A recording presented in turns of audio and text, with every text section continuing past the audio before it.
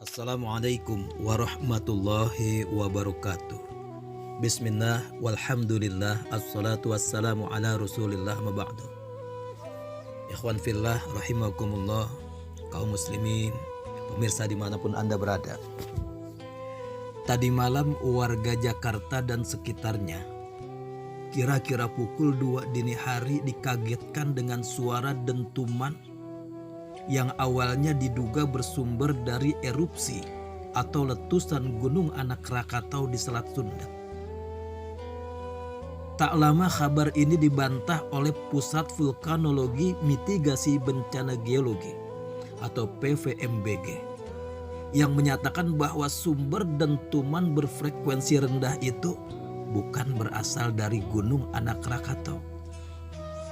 Tetapi pihak PVMBG mengakui bahwa Jumat kemarin ada 4 gunung aktif di Indonesia yang mengalami erupsi secara bersamaan namun dalam skala kecil, yaitu Gunung Merapi, Gunung Semeru di Pulau Jawa, Gunung Kerinci di Sumatera, dan Gunung Anak Rakatau di Selat Sunda.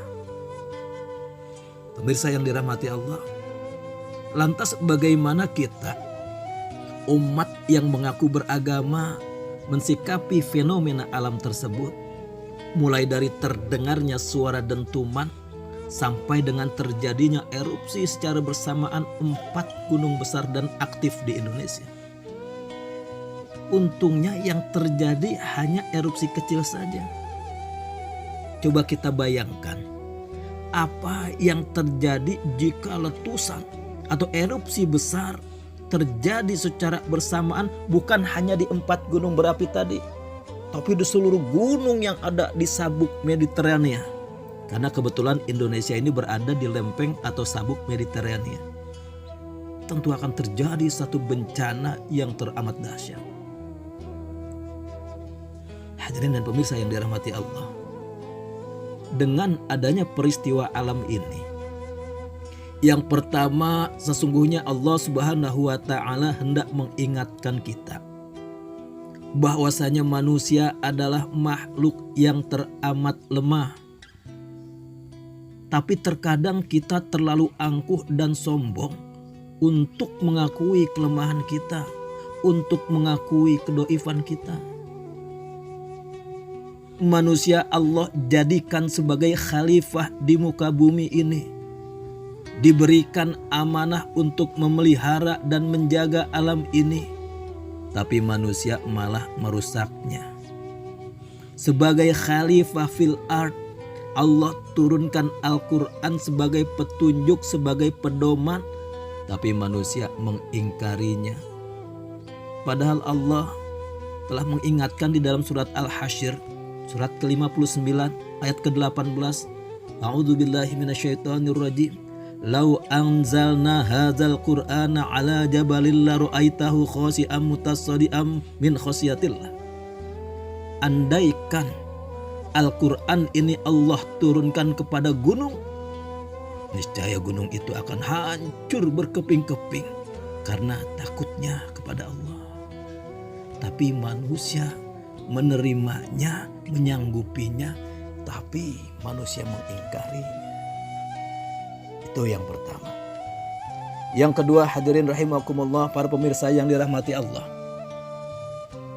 bahwasanya hendaknya kita semua sadar, kita ini hidup di akhir zaman, hidup di penghujung zaman. Dan di antara tanda akhir zaman adalah diutusnya Nabi akhir zaman, yaitu baginda Rasul Nabi besar Muhammad sallallahu alaihi wasallam. Kemudian Allah melalui malaikat Jibril mewahyukan Al-Quran kepada Rasulullah, dan di antara isi dari Al-Quran banyak ayat-ayat yang menerangkan bagaimana terjadinya kiamat. Sebagian kita mungkin sudah sangat hafal ayat-ayat tersebut karena biasanya berada di juz ke-30 atau juz Ammah. Kita lihat, buka surat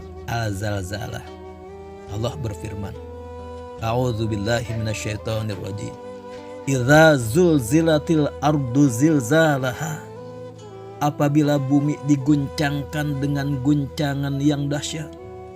Wa akhrajatil ardu asqalaha, dan bumi telah mengeluarkan beban berat yang dikandungnya. Coba kita lihat fenomena erupsi gunung meletus, di mana gunung yang meletus ini memuntahkan material yang ada di dalamnya. Manusia bingung, bi anna rabbaka auhalaha. Mereka bertanya, apa yang terjadi dengan bumi ini? Itu baru gunung. Belum lagi di ayat lain, buka surat At-Takwir.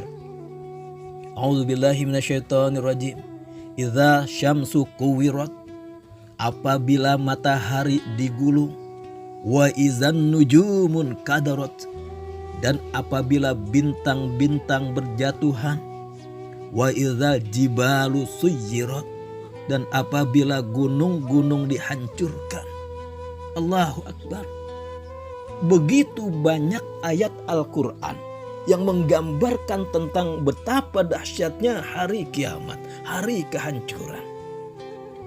Tapi manusia sepertinya tidak mau berpikir. Hadirin pemirsa yang dirahmati Allah Subhanahu wa Ta'ala. Kemudian timbul pertanyaannya, kapan terjadinya kiamat? Kita buka Al-Quran surat Al-A'raf ayat 187. Allah Ta'ala berfirman, Yas'alunaka 'anis sa'ati ayyana mursaha.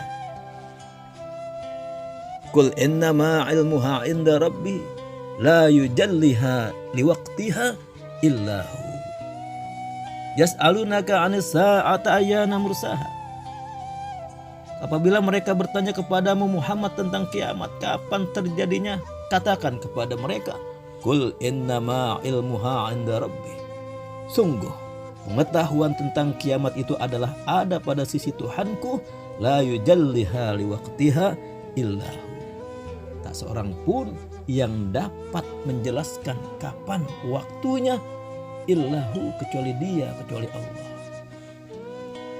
Pemirsa yang dirahmati Allah Subhanahu wa Ta'ala, Allah memang tidak menjelaskan kapan persisnya kiamat itu akan tiba, tetapi melalui referensi hadis dijelaskan tanda-tandanya. Insya Allah di tayangan episode selanjutnya akan kita bahas tentang alamatus sa'ah, tanda-tanda hari kiamat. Dan kembali terhadap peristiwa terdengarnya suara dentuman yang didengar tadi malam, atau fenomena meletusnya gunung berapi, 4 gunung berapi secara bersamaan, Gunung Semeru, Gunung Kerinci, Gunung Merapi, dan Gunung Anak Krakatau. Bahkan saat ini yang masih belum tahu kapan berakhirnya munculnya wabah virus COVID-19. Bisa jadi ini adalah alamatus syugra, tanda-tanda kecil daripada kiamat, yang Allah mengisyaratkan kepada kita bahwasanya hari kehancuran itu sudah semakin dekat. Dan inilah saatnya kita semua kembali kepada Allah. Kita mendekat, mohon ampun, beristighfar dan bertaubat atas segala khilaf dan dosa kita, atas segala angkuh dan sombong kita kepada Allah. Sungguh Allah akan menerima taubat hambanya sebelum nyawa sampai di kerongkongan, atau sebelum alamatul kubro, tanda-tanda besar kiamat itu tiba, yaitu matahari terbit dari sebelah barat. Semoga bermanfaat. Wallahu muwafiq ila aqwamit thariq. Assalamualaikum warahmatullahi wabarakatuh.